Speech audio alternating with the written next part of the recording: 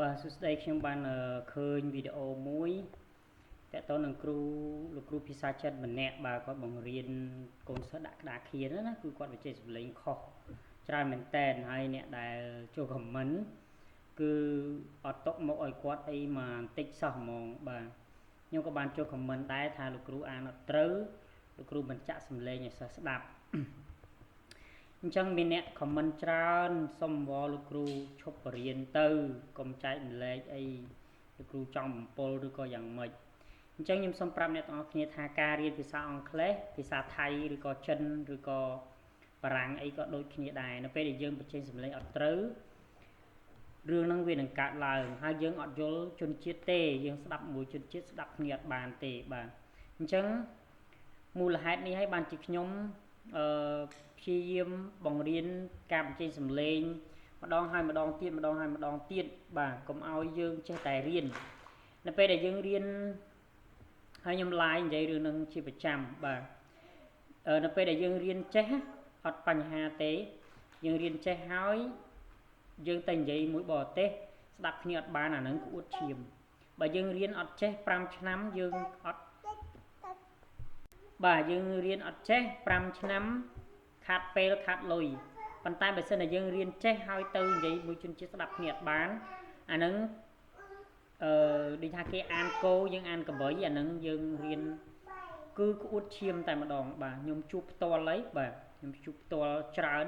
អញ្ចឹងបានជាពេលនៅខ្ញុំរៀនភាសាអីមួយគឺខ្ញុំព្យាយាមហើយនៅពេលដែលខ្ញុំបង្រៀនសិស្សដោយសារឧទាហរណ៍ថាភាសាអង់គ្លេសខ្ញុំអត់សូវទោះបីខ្ញុំនិយាយមួយអង់គ្លេសមួយបរទេសជាប្រចាំហើយខ្ញុំនិយាយតាំងពីខ្ញុំនៅក្មេងក៏ដោយក៏ខ្ញុំអត់ធ្វេសប្រហែសអានឲ្យសិស្សថាតាមដែរគឺខ្ញុំចាក់សំឡេងឲ្យកូនសិស្សថាតាមព្រោះអីសម័យសពថ្ងៃគឺយើងមានសំឡេងគ្រប់ទីកន្លែងឯងសំបីតែសភៅគេក៏មានសំឡេងយើងចាក់ឲ្យសិស្សថាតាមពាក្យក៏មានសំឡេងយើងវចនានុក្រមក៏មានសំឡេងអញ្ចឹងយើងចាក់ឲ្យកូនសិស្សថាតាមទៅព្រោះអីពេលខ្លះយើងជាគ្រូនោះក៏យើងអាចភ្លាត់ដែរព្រោះអីយើងមិនមែនជាជនជាតិដើមទេអញ្ចឹងបងប្អូនសូមប្រយ័ត្នប្រយែងក្នុងការបង្រៀនសិស្សកុំខ្ជិលក្នុងការចាក់ឲ្យសិស្សការពិតយើងចាក់ឲ្យសិស្សគឺយើងចំណេញវិញទេយើងចំណេញបានកម្លាំងរបស់យើងមិនសូវជាហត់ហើយកូនសិស្ស 100% គឺគាត់ត្រូវហើយយើងខ្លួនឯងនេះនៅពេលយើងខុសអីខ្លះព្រោះអីយើងមិនជាមនុស្សយើងមិនអាច perfect បានទេប៉ុន្តែអ្វីដែលយើងខុសខ្លះហ្នឹងយើងបង្រៀនសិស្សទៅយើងចាក់សម្លេងឲ្យសិស្សស្ដាប់ថាតាមយើងខ្លួនឯងក៏រីកចម្រើនទៅមួយកម្រិតទៀតដែរអញ្ចឹងអានេះគឺដាក់ម្ដាយកដាមុខទៅចំអ្នកដែលនិយាយថាយើងខ្មែរមិនបាច់ប្រឹងកាច់តង់ទេបាទខ្ញុំឲ្យខ្ញុំហ៊ានភ្នាល់ក៏បានដែរគឺយើងមិនខំប្រឹងធ្វើសម្លេងតាមគេភ្នាល់ថាជនជាតិនិយាយស្ដាប់គ្នាបាននិយាយស្ដាប់មួយយើងបានណាគឺអត់បានទេបងប្អូនបាទអញ្ចឹងយើងជាពិសេសបងប្អូនអ្នកដែលរើសសាលាឲ្យកូនរៀនយើងគិតតែប៉ុណ្នេះថាបើបងប្អូនខ្លួនឯងនិយាយតង់នឹងហើយយើងស្ដាប់គ្នាមិនបានទេហើយយើងទៅរើសសាលាណាដែលនិយាយតង់នឹងដូចគ្នាថាតើយើងនិយាយភាសាអង់គ្លេសនឹងចេញយើងចង់ឲ្យកូនយើងលទ្ធផលនឹងដដែលឬក៏មិនបើយើងខ្លួនឯងស្ដាប់បរទេសអត់បាននិយាយជាមួយបរទេសអត់បានបងប្អូនសាកទៅសាលាហ្នឹងហើយសាកនិយាយមួយគ្រូនឹងពី3ម៉ាត់បើសិនតែគាត់និយាយតង់ដូចបងប្អូនបានន័យថាកូនបងប្អូននឹងចេញលទ្ធផលដូចបងប្អូនអញ្ចឹងយើងត្រូវយកអ្នកដែលគាត់មានបញ្ចេញសម្លេងត្រឹមត្រូវជាពិសេសនៅសាលាខាងខ្ញុំគឺមានចាក់សម្លេងឲ្យសិស្សស្ដាប់ហើយគ្រូដែលខ្ញុំរើស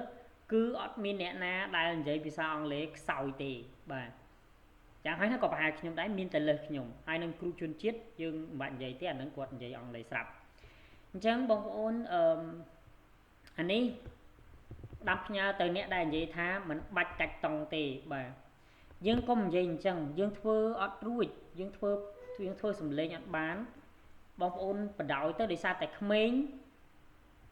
គាត់ជាกระดาษសអញ្ចឹងនៅពេលដែលចាក់សម្លេងឲ្យគាត់ថាតាមសម្លេងនឹងវាត្រឹមត្រូវគឺគាត់ថាត្រូវហើយទោះបីគ្រូនេះថាខុសខ្លះក៏ដោយបាទប៉ុន្តែអញ្ចឹងយើងដឹងខ្លួនឯងថាយើងទៅមិនរួចនិយាយទៅចំពោះខ្ញុំគិតថាចំពោះកូនសិស្សខ្មែរគ្រូខ្មែរទូទៅគួរតែចាក់សម្លេងឲ្យសិស្សស្ដាប់បាទទោះបីជាល្អប៉ុណ្ណាអង់គ្លេសកម្រិតល្អកម្រិតណាក៏ដោយ បាទ TOEFL ត្រឹម7អីទេចាក់សម្លេងសិស្សស្ដាប់ទៅបាទបើថាបាន8 9អាហ្នឹងយើងមិនបាច់ទេក៏បានដែរប៉ុន្តែដូចខ្ញុំថាចឹងយើងចាក់ទៅបានចំណេញសិស្សគាត់យើងចំណេញបានកម្លាំងយើងមិនបាច់អានឲ្យសិស្សស្ដាប់ផងឲ្យសិស្សថាតាមតែសម្លេងទៅយើងคลิกតាយើងដាក់តែសម្លេងយើងខ្លីៗឲ្យសិស្សថាតាមទៅបាទអញ្ចឹងអរគុណច្រើនសម្រាប់វីដេអូនេះ